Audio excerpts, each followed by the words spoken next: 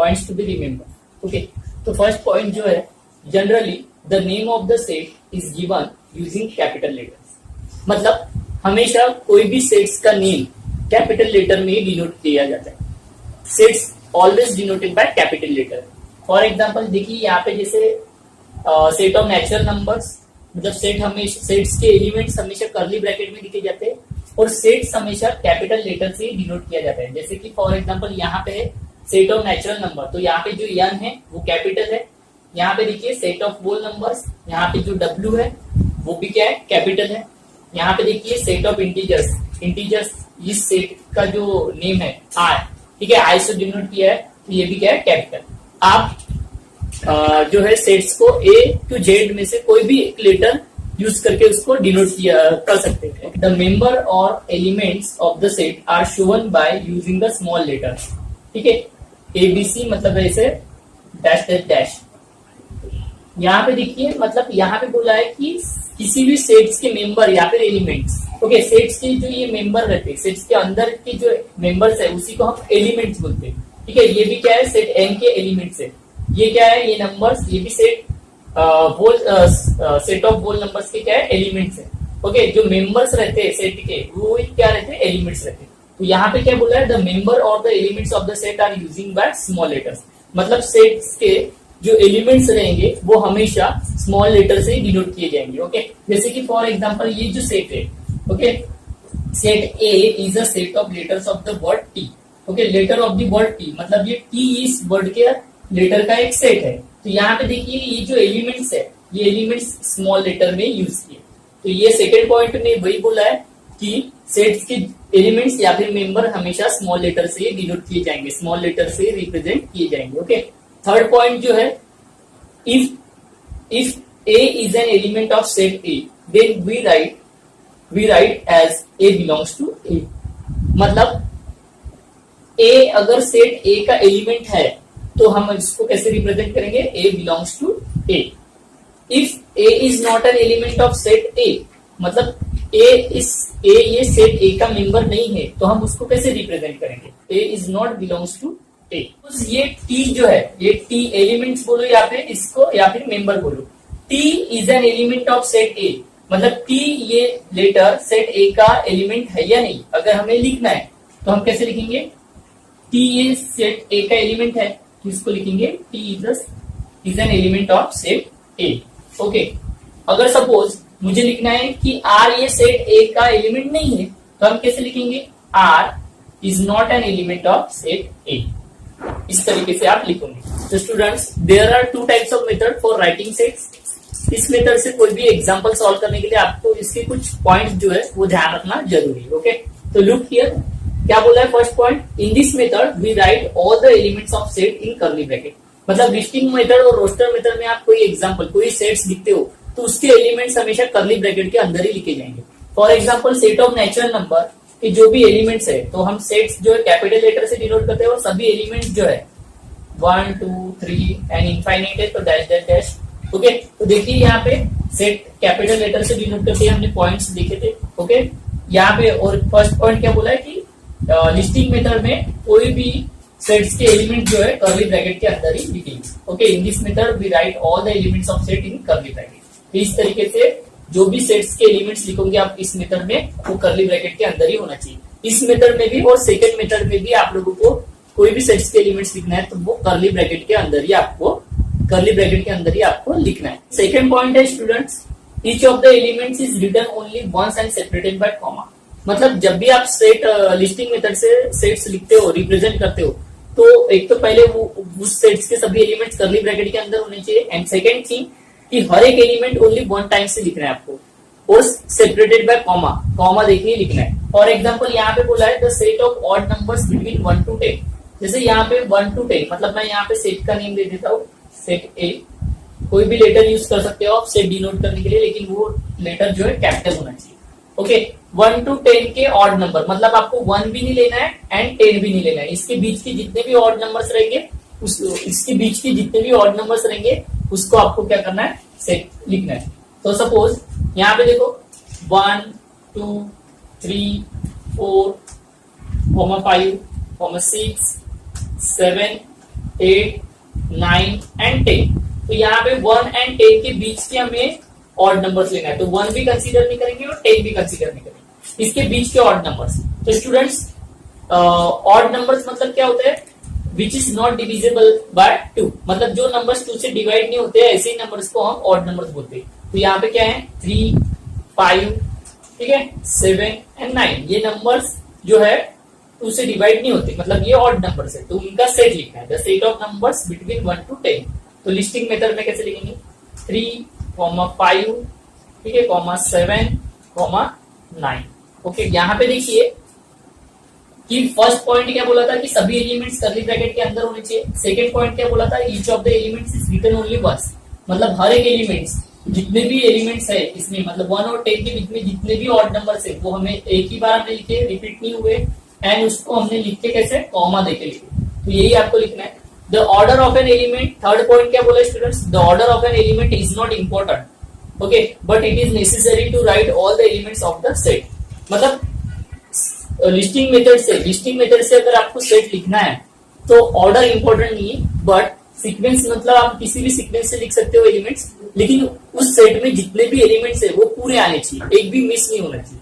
जैसे for example यहाँ पे 1 to 10 के बीच में जितने भी ऑड नंबर्स है वो पूरे लिखे हैं, तो हम, लेकिन अभी देखो इस तरीके से भी हम लिख सकते हैं, उसका ऑर्डर इंपॉर्टेंट नहीं। तो सेट ए को, set of odd numbers between 1 to 10 हम ऐसे भी लिख सकते हैं 5, ठीक है, 9, 3, 7, ठीक है, ठीक है। यहाँ पे देखिए पूरा, मतलब यहाँ पे पूरे एलिमेंट्स आए हैं ओनली 1 टाइम्स और सेपरेटेड बाय कॉमा लिखा है, तो सीक्वेंस आप कैसे भी लिख सकते हैं। तो यही 3 पॉइंट आपको ध्यान रखना है, तब आप पूरे जो है प्रैक्टिस सेट 1.1 इजीली सॉल्व कर सकते।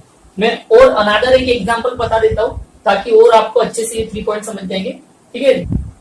तो स्टूडेंट्स देखो, इस सेट को मैं नेम देता हूँ कैपिटल R और इसके एलिमेंट्स कर्ली ब्रैकेट के अंदर ही लिखूंगा। यही एक वे है सेट्स रिप्रेजेंट करने का, सेट्स राइट करने का, ओके, लिस्टिंग मेथड। देन यहाँ पे स्टूडेंट्स देखिए हमारे पॉइंट क्या बोले कि सेट्स, कोई भी सेट्स लिस्टिंग मेथड से कोई भी सेट्स अगर हमें लिखना है तो उसके एलिमेंट्स हमेशा कर्ली ब्रैकेट के अंदर होने चाहिए, तो हम कर्ली ब्रैकेट के अंदर ही लिखेंगे। Then each of the elements is written only once, मतलब यहाँ पे बोला है each of the elements is written only once, मतलब सभी एलिमेंट्स एक ही बार आएंगे, रिपीटेड नहीं होना चाहिए, और जो भी एलिमेंट्स आप लिखोगे उसको सेपरेटेड बाय कॉमा, मतलब कॉमा देके ही लिखना है आपको, कॉमा से सेपरेटली ऐसे लिखना है। Okay, the order of an element is not important, मतलब ऑर्डर इंपॉर्टेंट नहीं है, आप कोई भी एलिमेंट्स कहीं पे भी लिख सकते हो। जैसे फॉर एग्जांपल यहाँ पे रिमेंबर का R, और हमने पॉइंट में देखा था इंपॉर्टेंट पॉइंट्स में, पॉइंट्स टू रिमेंबर में, कि जब भी हम सेट लिखते हैं तो सेट्स के एलिमेंट हमेशा स्मॉल लेटर में होना चाहिए। ओके, R, उसके बाद कॉमा E, कॉमा M, देखो फिर E आया है, मतलब यहाँ पे बोला है कि elements is written only once, तो यहाँ पे E तो हो चुका है, तो अभी फिर से रिपीट लिखेंगे क्या, नहीं। M भी फिर से रिपीट आया है, नहीं लिखेंगे। B, ठीक है, देन उसके बाद E हो चुका है, एलिमेंट्स लिख लिया हमने, रिपीट नहीं लिखेंगे। देन R भी हमने लिख लिया है, तो नहीं लिखेंगे। ओके, तो ये हो गया आपका the set of the letters of the word remember, मतलब रिमेंबर इस वर्ड के लेटर्स का सेट। तो सेट्स हमने कैपिटल लेटर से डिनोट किया, उसके एलिमेंट्स जो है कर्ली ब्रैकेट के अंदर लिखे, देन उसके बाद जो है सभी एलिमेंट्स ओनली 1 टाइम्स लिखे, जितने भी है इस रिमेंबर इस वर्ड में जितने भी एलिमेंट्स है वो हमने 1 टाइम्स लिखे, ओके, और सेपरेटली कॉमा देके लिखे, कोई भी एलिमेंट्स रिपीट नहीं हुआ। हाँ, लेकिन सीक्वेंस इंपॉर्टेंट नहीं है, तो आप इसको ऐसे भी लिख सकते हो, लेकिन कोई भी लेटर रिपीट नहीं होना चाहिए, मतलब E, R, B, M, इस सेट को आप ऐसे भी लिख सकते हो। ओके, तो this is your listing method. और अभी आप ठीक है, तो और आप अच्छे से इसको प्रैक्टिस सेट 1.1 के जब हम एग्जांपल सॉल्व करेंगे वहां पे आप इजीली समझ जाओगे। तो ये बेसिक है। ओके, तो स्टूडेंट्स आपकी सेकेंड मेथड है रूल मेथड और सेट बिल्डर फॉर्म। ये नेम अच्छे से रिमेम्बर करके रख लेंगे, ओके, क्योंकि एक तो मतलब आपको जब भी प्रैक्टिस सेट में एक तो रूल मेथड से सॉल्व करो या फिर सेट बिल्डर फॉर्म से सॉल्व करो, ऐसे आएगा, तो आपको दोनों भी नेम आपको रिमेम्बर करके रखना। तो स्टूडेंट्स देखिए, रूल मेथड में मतलब लिस्टिंग मेथड में और रोस्टर मेथड में हम कैसे किसी भी सेट्स के एलिमेंट्स लिखते हैं, ओके, कर्ली ब्रैकेट के अंदर। बट रूल मेथड और सेट बिल्डर फॉर्म में किसी भी सेट्स के तो किसी भी सेट्स के एलिमेंट्स हमें जनरल स्टेटमेंट में लिखना पड़ता है। ओके, तो एग्जांपल के थ्रू आप लोग समझ जाओ। रूल मेथड और सेट बिल्डर फॉर्म। यहाँ पे बोला है set of natural numbers between 1 to 10। तो पहले मैं आप लोगों को लिस्टिंग मेथड में इस एग्जांपल को लिख के बताता हूँ, देन उसका ही रूल मेथड और सेट बिल्डर फॉर्म में लिखता हूँ। तो लिस्टिंग मेथड में कैसे लिखते हैं, सब सेट का नेम दिया, हमने रिप्रेजेंट किया कैपिटल लेटर से। Set of natural number between 1 to 10, 1 और 10 के बीच के नेचुरल नंबर हमें लिखना है। तो 2, 3, 4, 5, 6, 7, 8, 9, 1 और 10 के बीच की, मतलब 1 को भी कंसिडर नहीं करना पड़ेगा और 10 का भी। तो ये हुआ लिस्टिंग मेथड से। ओके, देन इसी को सेट बिल्डर फॉर्म और रूल मेथड, इसको जनरल स्टेटमेंट में कैसे लिखेंगे। Set A is the set of all x such that x is an element of natural numbers between 1 and 10। इस तरीके से सिंबॉलिकली रिप्रेजेंट करते हैं। मतलब कैसे बोला है कि सेट ए के मेंबर्स, ये सेट ए के एलिमेंट्स, ये सभी नेचुरल नंबर्स के एलिमेंट है। ओके, सेट ए के सभी एक्स, ओके, सभी एक्स मतलब जितने भी एलिमेंट्स है हम जनरली एक्स से डिनोट किए। ओके, मतलब जब हमें जो है एलिमेंट्स ऐसे जनरल स्टेटमेंट में लिखना पड़ता है। ओके, सेपरेटली, जैसे यहाँ पे हमने एलिमेंट्स 2, 3, 4, 5, 6, 7, 8 ऐसे 9 ऐसे लिखा है, 1 और 10 के बीच के नेचुरल नंबर, लेकिन यहाँ पे ये सभी एलिमेंट्स को एक ही लेटर से यहाँ पे डिनोट किया है। Okay, set A is the, इसको रीड कैसे करेंगे students, set A is the set of all x such that x is an element of set natural number between 1 and 10। मतलब एक्स ये ऐसे एलिमेंट्स है जो 1 और 10 के बीच में, मतलब देखो यहाँ पे 1 लेस देन एक्स और लेस देन 10, मतलब एक्स ये जो है 1 से बड़ा है, ओके, और 10 से क्या है, छोटा। तो बहुत से स्टूडेंट्स को इस तरीके से लिखने में जो है कॉम्प्लिकेशन लगता है, ऐसे नहीं समझता है। तो इसके लिए भी आपके बुक में एक सिंपल वे दिया है। ओके, आप सेट बिल्डर फॉर्म ऐसे भी लिख सकते हो, ए इज द, मतलब यहाँ पे तो कोई भी लेटर से डिनोट करोगे। ओके, और इस मेथड में भी कर्ली ब्रैकेट के अंदर ही लिखना पड़ता है, बट जनरल स्टेटमेंट में set A is the set of all x such that, बस ये लिखना है आपको, एक्स इज एन, ठीक है, set A is the set of all x such that x is a set of natural number, set of natural number between 1 to 10। Okay, ये हुआ आपका सेट बिल्डर फॉर्म। ओके, तो ऐसे general statement में भी आप लिख सकते हो। मतलब अगर आपको ऐसे मैथमेटिकली अगर आपको रिप्रेजेंट नहीं करना आता है तो आप उसका स्टेटमेंट ऐसे लिख सकते हो, तो भी आपको करेक्ट, तो भी आपका आंसर जो है करेक्ट ही रहेगा। ओके, रॉन्ग नहीं रहेगा। तो आप इस तरीके से लिख सकते हो जनरल स्टेटमेंट में। तो स्टूडेंट्स यहाँ पे जो है, मतलब सेट बिल्डर फॉर्म इतना इजी है कि बस आप लोगों को इतना से ध्यान रखना है, मतलब इतनी स्टेप ध्यान रखना है। ओके, मतलब यहाँ पे कोई भी सेट रहो तो आप सेट को आप कोई भी नेम देंगे, कोई भी लेटर से डिनोट करेंगे, लेकिन वो कैपिटल लेटर से होना चाहिए। मतलब A to Z में से आप कोई भी लेटर यूज करोगे। ओके, जैसे कि मैंने यहाँ पे A लेटर यूज किया है, देन उसके बाद में कर्ली ब्रैकेट के अंदर ही लिखना है। तो यहाँ पे जो है ये यहाँ पे ध्यान रखना, x such that x. Okay, आप ऐसे ध्यान रख सकते हो, x such that x, y such that y. Okay, या फिर एम सच दैट एम, कोई भी लेटर से आप डिनोट कर सकते हो ये सिंबल, बस इतना ही याद रखना है आपको। ओके, ये लर्न कर लेना, x such that x, y such that y, m such that m. मतलब आप A to Z में से कोई भी लेटर यूज कर सकते हो, लेकिन वो स्मॉल लेटर्स रहेंगे। ओके, देन लोअर केस में ही आपको लिखना पड़ेगा, स्मॉल लेटर में, स्मॉल अल्फाबेटिकल में ही लिखना पड़ेगा। तो एक्स यूज किया तो यहाँ पे भी एक्स, वाई यूज किया तो यहाँ पे भी वाई, यहाँ पे एम यूज किया तो यहाँ पे भी एम। तो देखते हैं इस सेकंड एग्जांपल को हम सेट बिल्डर फॉर्म से कैसे लिखते हैं। ओके, तो यहाँ पे देखो, set of prime numbers between 1 to 10।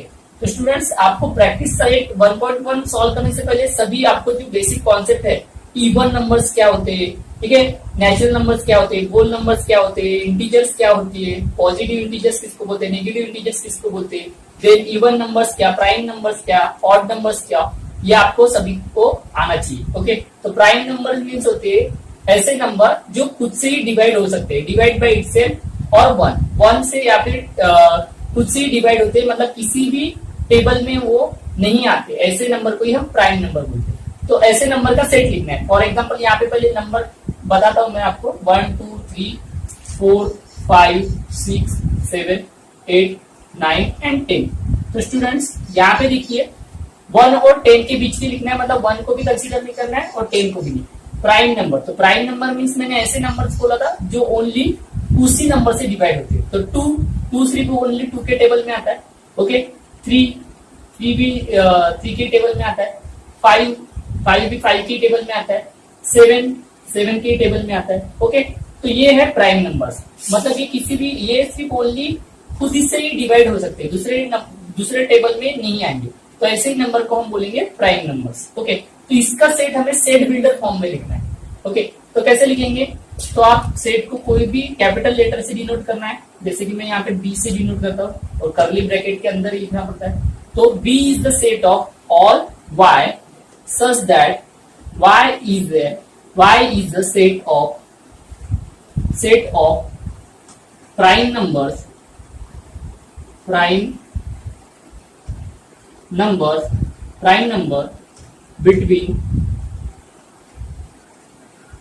between 1 to 10।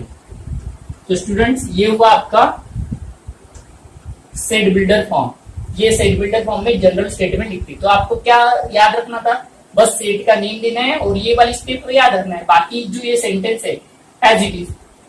ठीक है, तो इसको रीड कैसे करेंगे, set B is the set of all y such that y is the set of prime numbers between 1 to 10। बस यही लिखा हमने, इज अ सेट ऑफ, देखो यहाँ पे ओनली क्या लिखा, इज अ, ये इतना आपको ध्यान रखना है, इतना, उसके बाद में जो स्टेटमेंट है वो उसके सामने लिख दो, कर्ली ब्रैकेट क्लोज, तो हो गया आपका सेट बिल्डर फॉर्म। इतना इजी है। ओके, तो यहाँ पे जैसे कि x x, y y, z z, ठीक है, एम एम, आप कोई भी लेटर यूज कर सकते हो। बस सेट बिल्डर फॉर्म में बस इतनी स्टेप आपको ध्यान रखना पड़ता है। ओके, तो स्टूडेंट्स ये थे आपके बेसिक कॉन्सेप्ट्स पूरे सेट्स के।